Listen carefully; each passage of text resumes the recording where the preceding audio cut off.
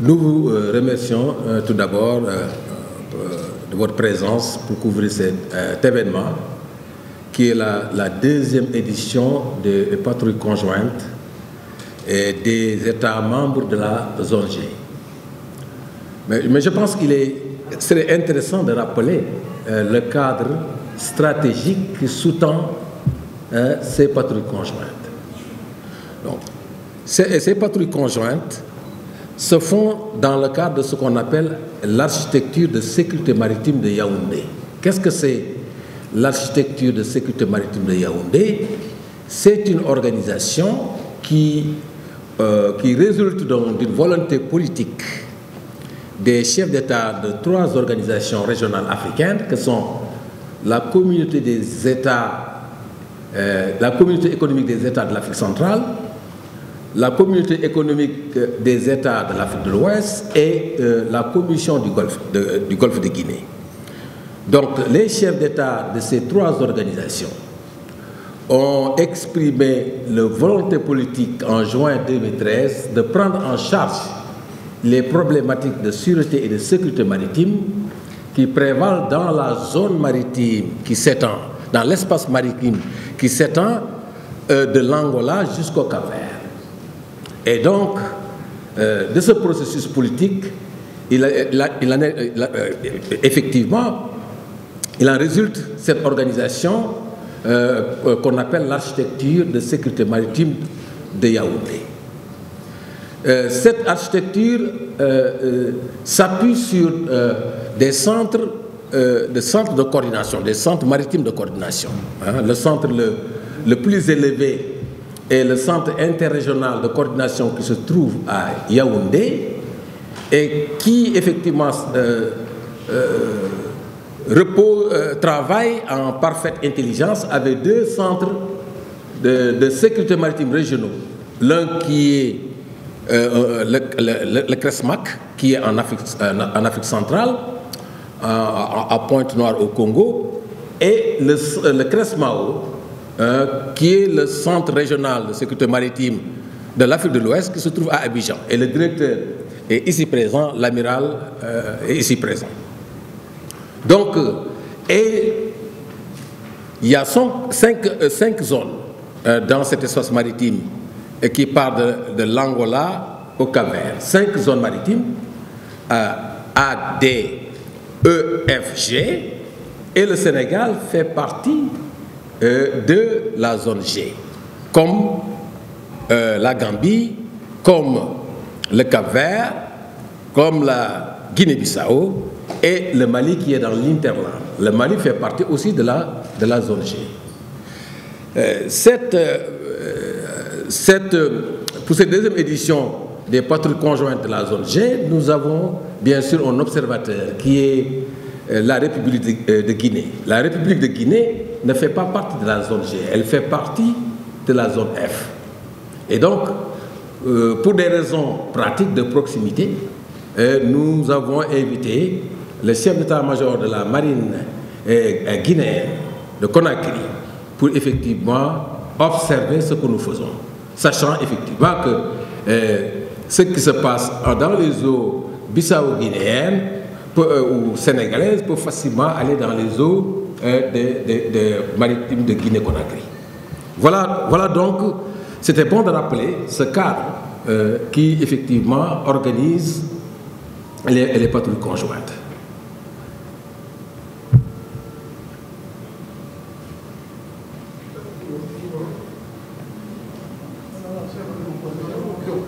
À, comment dirais-je, sécuriser nos espaces maritimes que nous partageons entre différents États membres.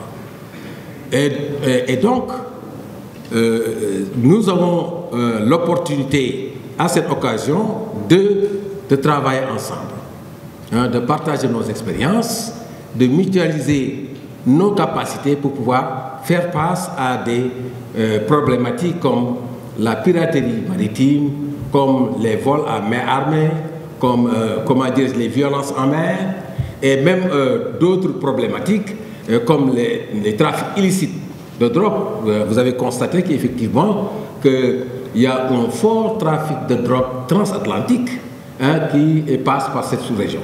Et donc, tous ces menaces et risques sont effectivement pris en compte dans le cadre de ces patrouilles conjointes. Donc, nous avons mis en place des moyens navals, nous avons mis en place aussi des unités d'intervention rapide, des commandos, et qui effectivement peuvent intervenir sur le littoral pour prendre en charge effectivement des menaces qui sont près de la mer et qui se trouvent sur la terre.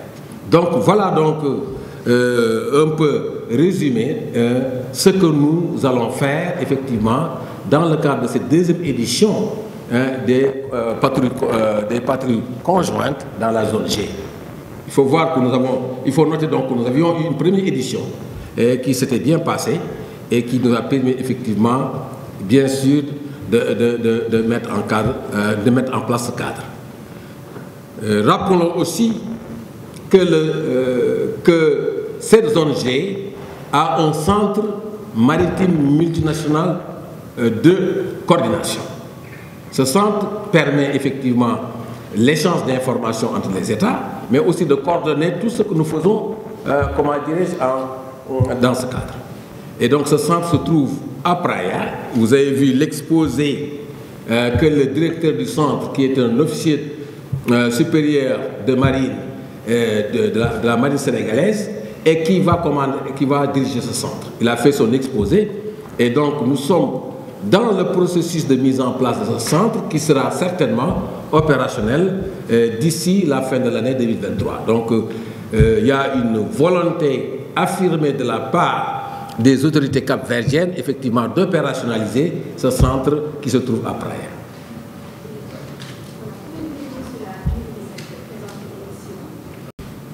Et le Sénégal a mis en place un patrouilleur.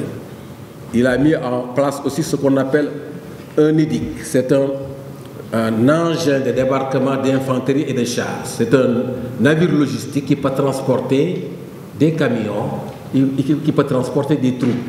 Parce que nous avons à faire des opérations vers la terre, en Guinée-Bissau au Sénégal, et nous utilisons ce navire pour transporter des troupes, pour faire des opérations de sécurisation au niveau des îles et du littoral.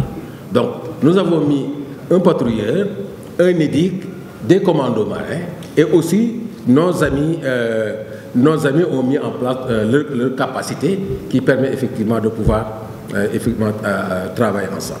Et pour ces deux éditions, il y a des innovations? Vous savez, innovation. Oui, à chaque édition, nous avons des objectifs. Il y a des objectifs globaux qui sont définis par, comment dirais-je, le processus de Yaoundé. Et voilà. Mais à chaque édition, il y a des objectifs spécifiques. Nous avons identifié des endroits, peut-être qu'on pense chrysogènes, et où effectivement on met l'effort.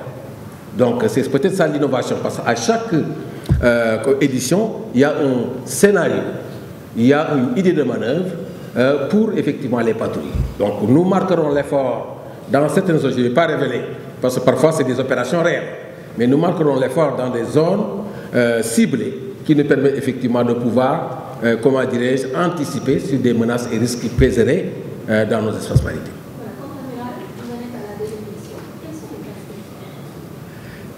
Les perspectives, c'est tout simplement de renforcer le cadre de partenariat. C'est ça la perspective. Nous sommes obligés de travailler parce que tout simplement, les risques et les menaces vont arriver. Le Sénégal est un pays effectivement qui va être un pays producteur de pétrole et de gaz offshore en mer. Et donc, inévitablement, il y aura des menaces et des risques. Et donc, les perspectives, c'est quoi? C'est de mieux travailler ensemble, parce qu'on sait très bien que les menaces sont transversales. La mer est un espace de liberté par essence. Et donc, vous voyez, il faut certainement échanger en information, échanger, mutualiser les moyens.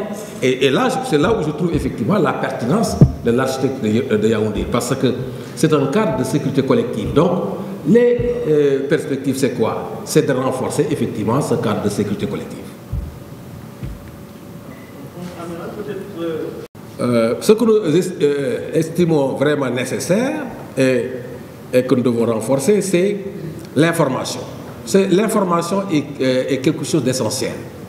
Avoir les moyens de pouvoir avoir de l'information en temps réel pour pouvoir agir ou pouvoir anticiper.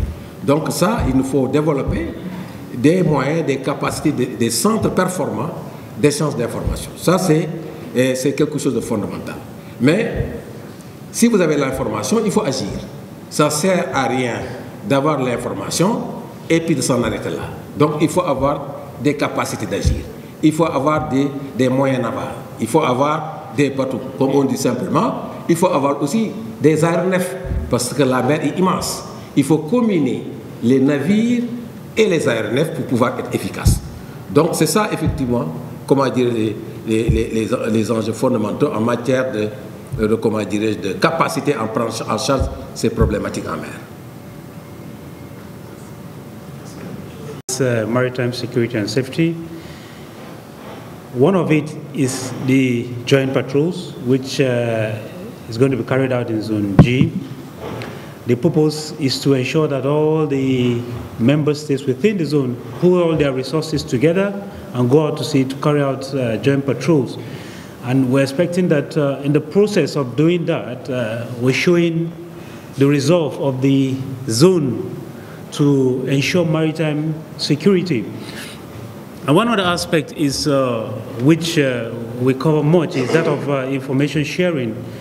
Yeah, if we do more of information sharing, it will help all the member states within the zone with the capacity to be able to respond effectively to any incidences at sea. And so joint efforts are very important, and I think that's the basis for the establishment of the Yaoundé architecture, because it was discovered that no country alone could go it. And so therefore we have to come together as a region and as a sub-region too, to ensure that we pool all the resources of the various countries together to ensure that there's maritime safety and security at sea. And we also rely on partners from outside that help in one way or the other to, like I said, the issue of capacity and capability is there. And so our partners come in one way or the other to assist the sub-region in maritime efforts and operations towards checking the incidences at sea. And like I mentioned during my opening remarks, there has been tremendous successes recorded within the ECOWAS maritime domain, considering the number of crimes, piracy, attacks, and armed robberies that have declined over the past 2 years. And last year witnessed the lowest in a period of 8 to 10 years. So there's progress being made within the ECOWAS region to check maritime crimes. And we'll continue to do what we're doing, and we'll continue to encourage the zones to do like what Zone G is doing now, to carry out maritime patrols and all that to ensure safety at sea. Thank you. Responder a pergunta que foi colocada, já não vejo a pessoa, daquilo que pode ser feito para melhorar a segurança marítima nas nossas zonas. Nós sabemos que, e eu falo pela experiência de Cabo Verde, não é um país com recursos, portanto é um país que tem que fazer uma gestão rigorosa dos seus recursos. Eu apostaria, portanto, e isso Cabo Verde já está a fazer isso, e eu penso que os outros países também vão fazer, é apostar nos drones, porque meter um navio no mar custa mais, meter um avião no ar custa mais do que ter um drone. E aí conseguiremos ter a nossa zona económica exclusiva devidamente patrulhada e só enviar, portanto, um navio quando tivermos realmente a informação que algo está a acontecer. E aí conseguiremos ter uma melhor utilização dos nossos recursos. É claro que os países têm que investir mais. Têm que investir mais. Os governos têm que saber que têm que investir mais na segurança. Porque Sem segurança não há desenvolvimento e sem desenvolvimento não há, portanto, a segurança. Andam de mãos dadas. Portanto, os países têm que investir nessa tal segurança para que possamos atrair investimentos externos que vão gerar emprego e que vão gerar riqueza dentro dos próprios países. Obrigado. As seguradoras, as empresas seguradoras, perdem. Há um leque enorme dos países ou os perdedores em relação a essa ação dos piratas, por exemplo, em relação ao navio. E quando isso acontece, nós, os países costeiros, sobretudo nessa zona aqui, começamos a pensar, olha, um país só não consegue resolver esse problema, mas se eu tiver informação, por exemplo, na Guiné-Bissau, no meu centro de operações marítimas, e souber que o navio da Marinha do Senegal está na proximidade, junto a onde está a ocorrer, por exemplo, uma tentativa de assalto, comunico em tempo real a Marinha Senegalesa, através do centro, que, olha, estão na área e têm ameaças naquela zona. Eles vão interceptar essas embarcações ou esses piratas. Esse é o objetivo que está neste acordo de Yaoundé, ou arquitetura de Yaoundé, que é, os problemas existem, são problemas transversais, então todos têm que participar, todos têm que colaborar para obter soluções para esses problemas. É isso que eu queria dizer. Obrigado. Obrigado.